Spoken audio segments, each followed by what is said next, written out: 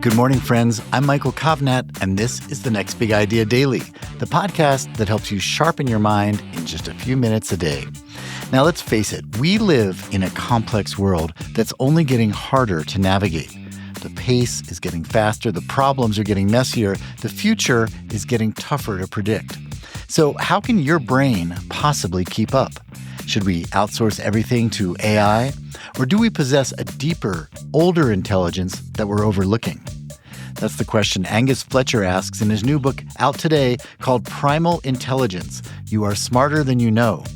Angus is a professor of story science, a consultant to U.S. Army Special Operations, and a leading thinker on how the human mind really works and why our creative minds are a lot more powerful than we realize, even in the age of smart machines.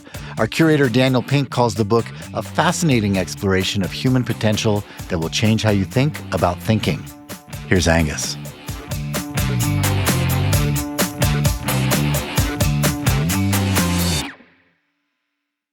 I'm Angus Fletcher, professor of story science at Ohio State's Project Narrative. I research how the human brain can do what computers can't, perform intelligently with limited information. To run that research, I study the mental processes of visionary thinkers like William Shakespeare, Vincent van Gogh, and Cleopatra.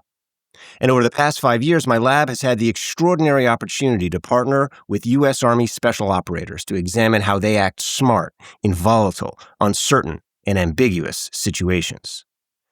That research has solved many puzzles about how our brains work and about how we can help our brains work better. Here are 5 of those puzzles, turned into insights. To activate your intuition, look for exceptions. For decades, Nobel Prize-winning cognitive scientists and psychologists, such as Herbert Simon and Daniel Kahneman, have told us that intuition is simply pattern matching. But young children score lower at pattern matching than they do at intuition. How is that possible? To answer this puzzle, I looked into the minds of special operators who possessed unusually high levels of intuition, allowing them to anticipate the future faster than other soldiers on the battlefield. These operators had trained their brains to spot what the Army calls exceptional information. Exceptional information is an exception to a previously established rule. It's a warm-blooded reptile or a rainbow at night. It's the first person to split from the pack and do the unprecedented. Exceptional information is, in other words, the opposite of a pattern. It's the breaking of a pattern. This is why children score high on intuition. Their brains are focused more on unusual details than on familiar patterns. A 4-year-old child can spot up to 10 times more exceptional information than the average adult. And if you happen to be one of those average adults, don't worry. You can train your brain to get better at spotting exceptions, improving your intuition. One way to do that improving is travel. Travel immerses your brain in places that break the pattern of your regular life, activating your brain's power to spot exceptions by putting you in situations where everything is exceptional. And if you don't have the time or the budget to take a trip right now, you can get a quick dose of mind travel from authors like Shakespeare. Shakespeare fills his plays with characters who are exceptions to conventional narrative formulas. Hamlet is an action hero who thinks deeply. Cleopatra is a cold-blooded schemer with a loving heart. Falstaff is an old man who behaves like an adolescent. By giving us characters who break archetypal patterns, Shakespeare opens our brain to the exceptional.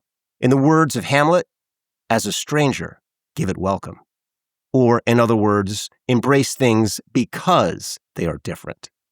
Because characters like Hamlet activate intuition, Shakespeare's readers have a history of anticipating the future. There was Shakespeare reader Nikola Tesla, who spotted the exception known as the AC motor and used it to usher in modern technology. There was Shakespeare reader Marie Curie, who spotted the exception known as radioactivity and used it to usher in modern physics. There was Shakespeare reader Vincent van Gogh, who spotted the exception known as aquamarine and used it to usher in our modern color palette. So, if you want to boost your intuition, don't think in patterns. Instead, think in exceptions, like Shakespeare or a special operator. Optimism comes from the past. We're often told by psychologists and business gurus that optimism is more effective than pessimism. But if optimism works better, then why do we keep needing to be reminded? Why hasn't optimism naturally replaced pessimism, like steel tools naturally replaced stone ones? The answer to this puzzle, you might think, is that the psychologists are wrong. Optimism isn't really more effective than pessimism. But in fact, the psychologists are right. Optimism prompts our brain to take chances that lead to growth. So over time, it does win out over pessimism. But if optimism is biologically stronger than pessimism, why does it seem so fragile? Why do so many of us keep falling back into pessimism? The answer is we're taught optimism wrong. We're taught that optimism is the belief this will succeed. But that's not optimism. It's magical thinking. Magical thinking preaches the power of a technique known as visualizing success. Visualizing success has been promoted by bestsellers such as Rhonda Byrne's The Secret and Tony Robbins' Awaken the Giant Within. It was first popularized almost a century ago by Napoleon Hill's 1937 book, Think and Grow Rich. In that book, Hill tells us, when visualizing the money you intend to accumulate with closed eyes, see yourself rendering the service or delivering the merchandise you intend to give in return for this money. This is important. No, in fact, this is nonsense. Real optimism isn't convincing ourselves this will succeed. Real optimism is much, much stronger. Real optimism is this can succeed. Why is can stronger than will? Well, if you tell yourself that you will succeed and you don't, your confidence will crack. But if you tell yourself that you can succeed, then you'll retain the faith, no matter how many times you fail, as long as you succeed once. That one success is all you need to keep possibility alive, which is why can lives on long after will has shattered. This means that the way to build optimism isn't by visualizing all the successes you will have in the future. It's to remember one time you were successful in the past. Unlike magical thinking, which can't survive reality, this method is so resilient that special operators call it anti-fragile, because no amount of defeat or death can dim it. So the next time you feel yourself drifting toward pessimism, remember a time when you succeeded. That memory is stronger than any magic, and with it, you won't ever need to be reminded to be optimistic again. Your brain is smarter in volatility than artificial intelligence will ever be. Computers are more logical than humans, and they can crunch more data faster. So why is it taking AI so long to replace us? To answer this puzzle, I studied special operators who acted smart in situations where AI malfunctioned. Those situations were all different, except for one thing. They were new situations. So there was little to no reliable data about them. If there was no data about these situations, how were operators able to outperform random luck? The answer goes back to the Cambrian explosion, or the Big Bang of life, 500 million years ago. In that prehistoric age, the visual circuits of the archaic brain were evolving the capacity to think in data and symbolic logic, which is to say, the brain was evolving the ability to think like a computer. But at that time, the archaic brain was also evolving another complementary mechanism of intelligence. That other intelligence is technically known as narrative cognition, but we can more simply call it thinking in story. Story imbued the brain with imagination, wisdom, and other capacities that helped it act intelligently in hazy and fast-changing ecosystems where the relentless competition for resources generated continual innovation, producing new life forms and environments about which there was little or no reliable information. This means that although thinking in story can be a liability in high data environments, it enables us to act smarter than computers in volatility and uncertainty, which is why when we studied the brains of those special operators who performed well in volatility, we discovered that they were exceptionally good at thinking in story. To learn how, art and theater make you smarter in real life. The more time that children spend in school, the more anxious and angry they get. So what's the problem? Is it too much technology use? Or are we being too nice and over-coddling our kids? The answer is no. Neither technology nor over-coddling is the root cause of student anger and anxiety. To find the real culprit, let's start with the anger and the anxiety. These emotions are physiological indicators of a threat response, aka fight or flight. The logical way to eliminate this threat response is to remove the threat, which is what schools have done. They focused on creating safe spaces, excluding things from classrooms that might cause children to feel anxious or angry. But although this solution is logical, it's not biological. In the real world, what stops our brain's threat response isn't an outside force that removes the threat. It's an inside force within the brain that comes up with a plan for dealing with the threat. You can see this in special operators. Special operators don't spend their lives trying to avoid threats. They spend their lives running toward threats. Yet those threats don't make operators anxious or angry. Why? Well, because as rapidly as the world is able to create a threat, the operators' brains are able to imagine a plan for dealing with that threat. They don't feel anxiety or anger because they have trained their imaginations to evolve at the speed of life. To do that training, operators go through special classes at the John F. Kennedy Special Warfare School, where they exercise their imagination by engaging in role-playing exercises like Robin Sage. Outside of special operations, in kindergarten through college classrooms, that role-playing can be taught by doing theater, literature, history, and other arts and humanities activities that encourage students to imagine themselves as other people in other parts of the world. In schools, these role-playing activities are increasingly being replaced by technology, which delivers art and history to students on computers and digital screens.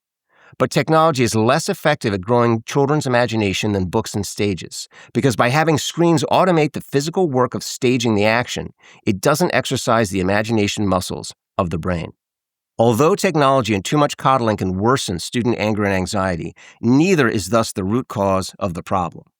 The root cause is that we're not giving students enough of the history books and theater roles that strengthen their brain's ability to imagine plans, empowering them to live like special operators and deal with threats themselves. Leaders don't think in probabilities. $16 billion. That's what businesses spend annually on leadership training. But while that training gets good marks for producing managers, it gets poor marks for producing leaders. What's the training missing? What the training is missing is the brain's premotor cortex. It's focused instead on the inferior parietal lobe. Or to translate that insight out of neuroscience, current business training is focused on teaching executives to think in probability. So it isn't expanding their ability to think in possibility. Possibility is often misunderstood as a low-end probability, like, for example, 10%.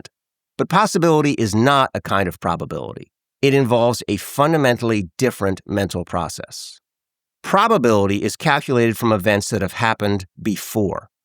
Meanwhile, possibility is an event that has never happened, but could happen because it doesn't contradict the rules of life. Probability is the method of statistics and computer AI.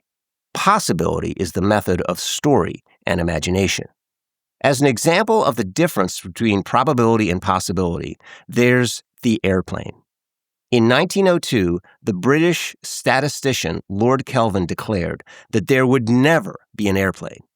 But a year later, the Wright brothers built one, and it flew. Was Lord Kelvin a fool? No. He was one of the best mathematicians of his time. But he was thinking in probability. And the probability of an airplane in 1902 was 0, because it had never happened before. The Wright brothers saw, however, that the airplane didn't violate the laws of physics, making it possible. As a result, they were able to engage in original thinking, enterprise, and initiative, which are the key mental qualities of entrepreneurs and of leaders in general. So if you want to train leaders or become a leader yourself, don't invest in training that emphasizes probability. Steer clear of scientific management and other fields heavy in math, statistics, and quantitative approaches. Instead, do like the Wright brothers and boost your practical imagination by feeding your brain with realistic tales of make-believe. The Wright brothers often skip school to stay home, reading the creative novels of Charles Dickens, Mark Twain, and Washington Irving. And if those literary classics don't match your taste, do like special operators and read novels set in the near future or in a culture that's different from yours. These stories will stimulate your brain's premotor cortex, expanding your sense of possibility and helping your leadership abilities take flight.